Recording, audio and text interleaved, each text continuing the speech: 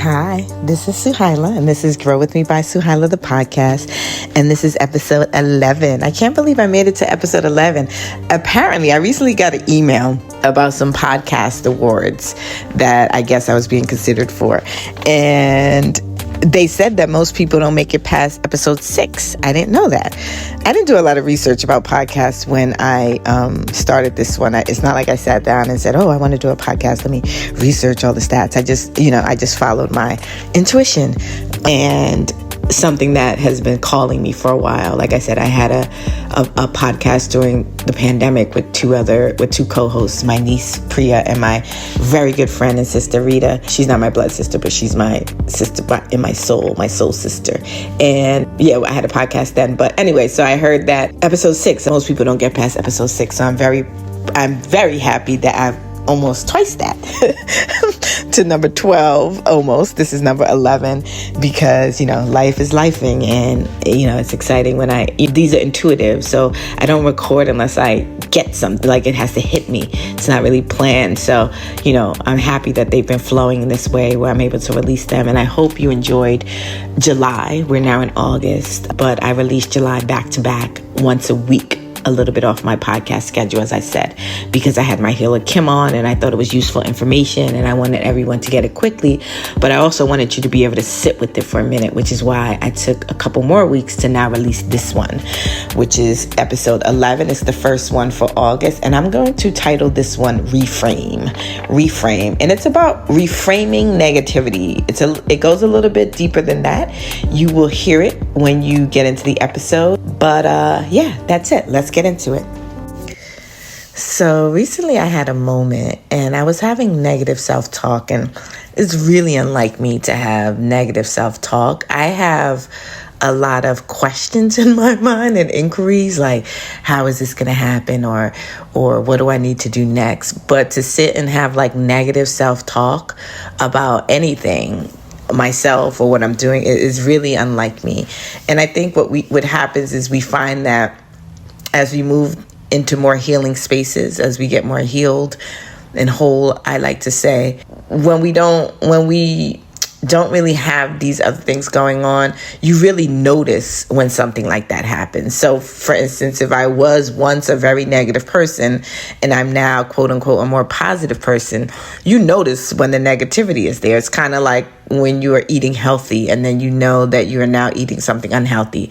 You're aware, like, this is my cheat day kind of thing, right? If you're one of these people who do that kind of thing. So I guess in that way, it's kind of similar. Like, I really noticed because this is not my state of mind normally. A lot of times because I have a very full life and, it's filled with a lot of things I really enjoy creating and doing, people that I really enjoy interacting with, even if there are only a few. So you really notice when something doesn't belong. Like, which one of these things don't belong? So in that way, when you are getting yourself to a better place in life, in your thoughts, in your mental and emotional habits, in emotional intelligence, you really can feel when you feel sort of off kilter. So that's what that negative thought felt to me like that day. And it just was coming from nowhere. It was not even just a thought. It was just like a whole paragraph, a whole story, just like a stream of consciousness, just negativity. And at first I was trying to push it away, like, no, like a wave about to take me over, like something about to just overpower me. I was like, no. When I caught it, I was like, what is going on here? And I started trying to like reverse it, which is sort of like trying to stop a moving train, right? You're like, wait, stop, right? I didn't want this thing on me. And then I questioned that. I questioned why I got so afraid of it. Like, what is this going to do? It's not going to kill you, first of all. It definitely made me feel uncomfortable. So that's not a good feeling. But I questioned why I was questioning the negative thought. Like, why it made me feel so alarmed. Like it was about to just disrupt everything I've worked hard for or built or, everything that has taken for me to get to this place in my life where I can truly say that I love myself, I love my life, I am on purpose, I love what I'm doing, I love what I'm creating, and I love mostly who I am. So it felt like I was about to, like this stream of thought was just about to take me out, and I didn't want it. I wanted to stop it like a energetic boundary, the way you do a negative person. But I questioned the thought. I was like, hold on. This is like a little bit too frantic energetically. Like, why are you responding to this thought like this? And then I said, what is a negative thought really? So I literally just started to break it down that quickly in my head. Like, what is negative? And I used math. I was like, so in math, a negative is just a minus. It's just a less than zero. It's a less than zero. It's sort of a nothingness. It's like, it just tips the scale on the other side. So if there's a scale, it'll tip it the other way. It's just a nothingness. So I realized that, and then it made me look it up. I wanted to go look up the word negative. Like, I wanted to look up the etymology of it. I wanted to look up what it meant really, because I just was putting so much weight on this idea of negative thoughts and positive thoughts, which is not a space I have to actively live in. But I will say my natural state, I'm a resilient person. I bounce back naturally. I don't have to try too hard. But I also do a lot to set my days up. I spoke about this in one of my other podcasts. When I do feel like, okay, this is going to be a challenging day, I sort of know how to balance it out to set myself up for success. That was one of the earlier podcasts, I think episode 1 or 2 or 3, like, how do we set ourselves up for success, or what does success look like for us? And for me, that's meditation. That's things that I already know, because I'm aware, like I spoke about in the last 4 episodes throughout the month of July, where I had Kim, my healer, on. I am aware that my nervous system is at play here. My nervous system will have its way with me if I do not know how to regulate it. So the way I do that is meditation and yoga, or whatever the day calls for, right? I usually have a routine or ritual, I would say.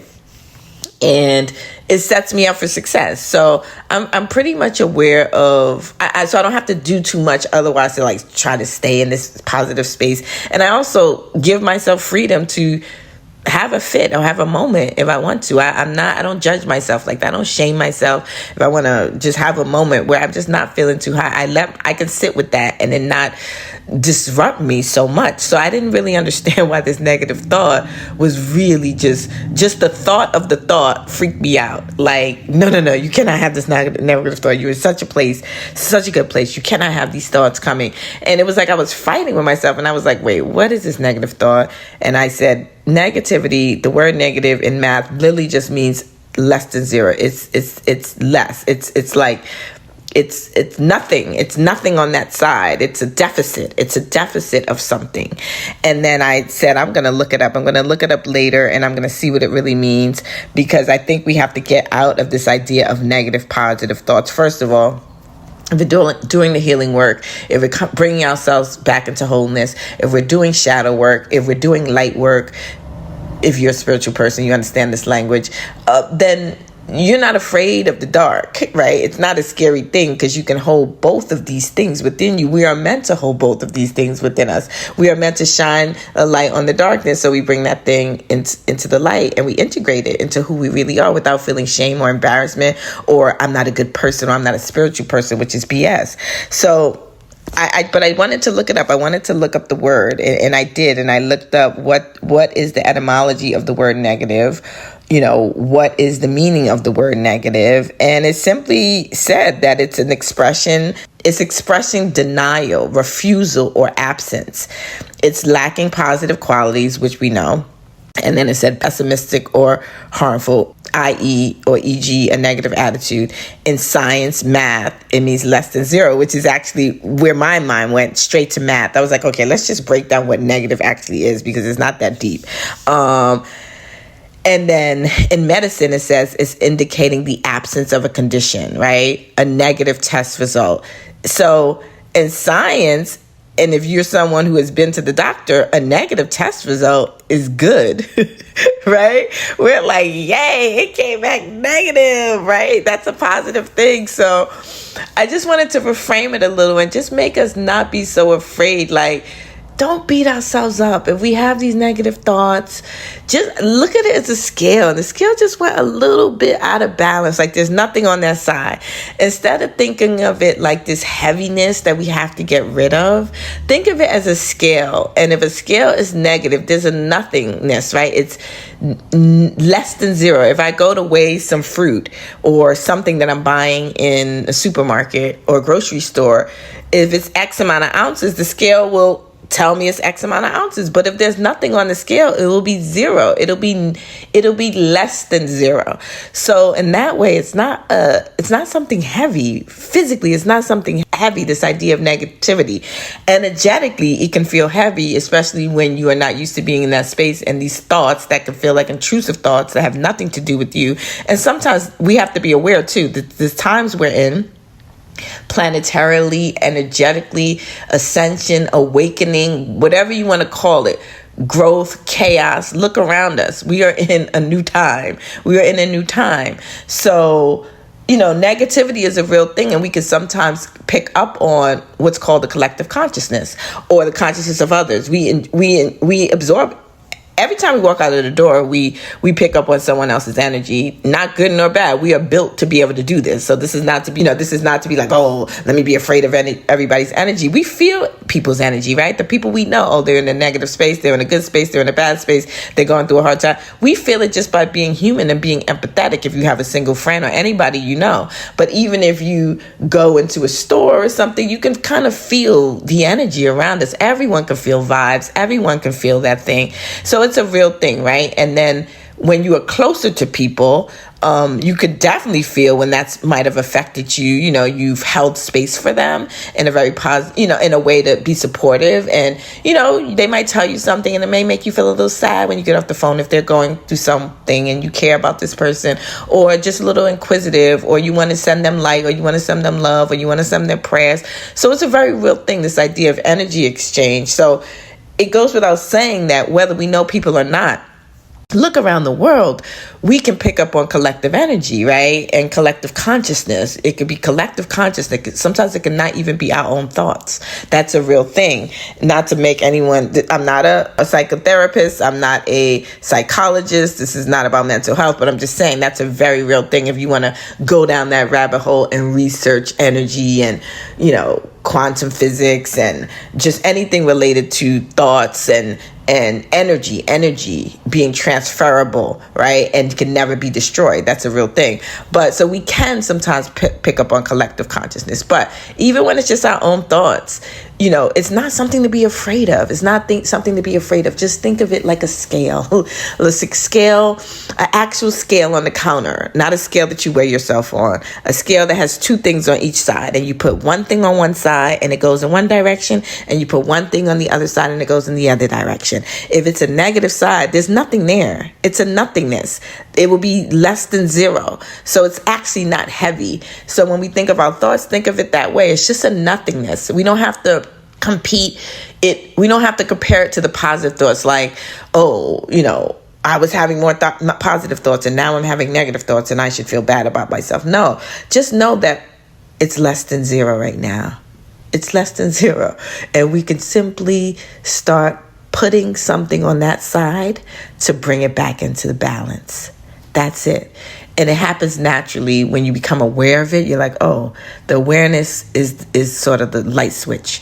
And if you do nothing else and become aware, automatically, a lot of times, it'll balance itself out on its own. That's what happened to me. Just being aware. Not so much, being aware of the negative thought, but then being aware of, wait a second, why do you have so much fear over this negative thought? Like you're about to turn into a demon or the devil himself. And that's okay too sometimes. But you don't have to be afraid of it. Just look at it as, oh, I'm a little bit out of balance. That's what makes it feel so uncomfortable, because our natural state is not like that. We're not less than zero. We're not less than anything. We're everything. And so when we feel that deficit, that's why it feels so uncomfortable. So I just wanted to reframe that. I had that moment, and I hope this is helpful to someone. Bye.